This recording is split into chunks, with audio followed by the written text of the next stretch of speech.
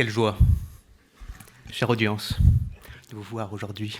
Mon cher ami, glorieux, pardon, tu n'aimes pas les jeux de mots, j'en suis navré, excuse-moi. Cependant, tu as cité Edmond Rostand et je souhaitais introduire mon propos avec celui-ci. Car voici que je me débarrasse de mon feutre, que j'abandonne lentement le manteau qui me calfeutre, et que je tire mon espadon. Alors j'aurais bien aimé pouvoir tirer, mais je ne le peux. Et je cède au coup qui me tue. Alors, je suis navré aussi, vous avez usé de choses d'infirme, je suis moi-même infirme, de notes, j'ai souhaité user de ma mémoire, mais pas seulement, de mon âme et de mon cœur qui lui seul parle. Car je vais vous divertir, et je pense que seuls les mots du cœur peuvent réellement divertir l'âme, l'esprit, que je suis persuadé que vous avez tous au fond de vous, n'est-ce pas ? Alors, nous sommes en capitale des Gaules, et je vais vous parler d'un temps que les moins de non de 20 ans, mais de 2000 ans ne peuvent pas connaître. Alors Lyon, en ce temps-là, accrochait ses lumières. Non, c'est plus tard, la fête des Lumières. Mais accrochait son forum sur Fourvière. Fourvière, sa basilique est bien plus tard, Bossan, bon, ça, comme le Sacré-Cœur. Bon, on connaît l'histoire, on connaît, mais nous n'avons pas une Eiffel, une tour Eiffel, nous avons quelque chose qui est immaculé. Nous appelons... Alors, c'est la Sainte Vierge, bon, vous la connaissez tous. Elle est là, au fond, elle est là, elle domine. Et pour un peu faire l'opposition avec le marchand. Alors, je suis navré, vous défendez le marchand, je n'ai rien contre les marchands non plus. Mais bon, voyez-vous que le marchand, on ne peut pas dire qu'il est immaculé. Pardonnez-moi.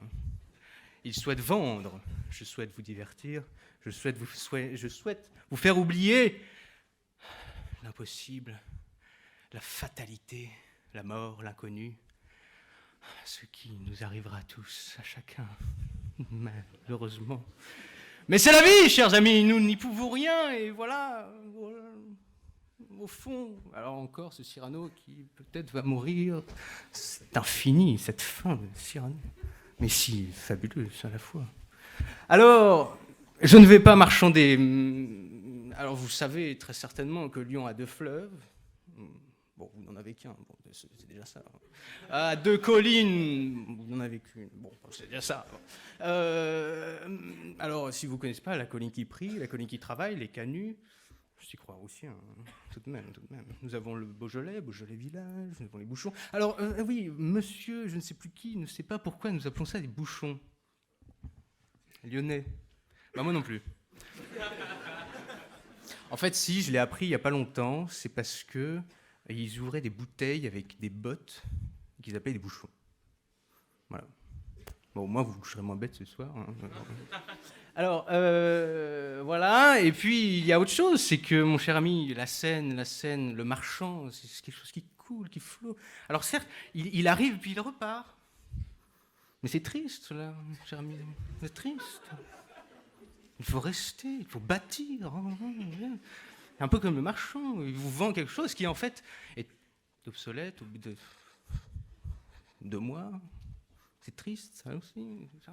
Alors que là, Lugdunum, capitale des 3 Gaules, tout de même, il faut le rappeler. Hein. Septime Sévère est arrivé, il a gerté Albinus.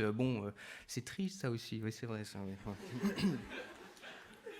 Mais Lyon, Lugdunum, chers amis, la colline. Alors, il y a plusieurs définitions sur la chose. Hein. Lug, divinité celte. Lug, divinité solaire. Il y a aussi le corbeau, parce que Domon, c'est en celte, c'est la colline. Et donc, c'est colline au corbeau. C'est joli, hein, parce que Lyon est pleine de mystères.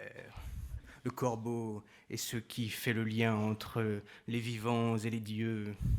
C'est joli, hein. Avouez. Bon, j'ai fait le tour, là. Merci.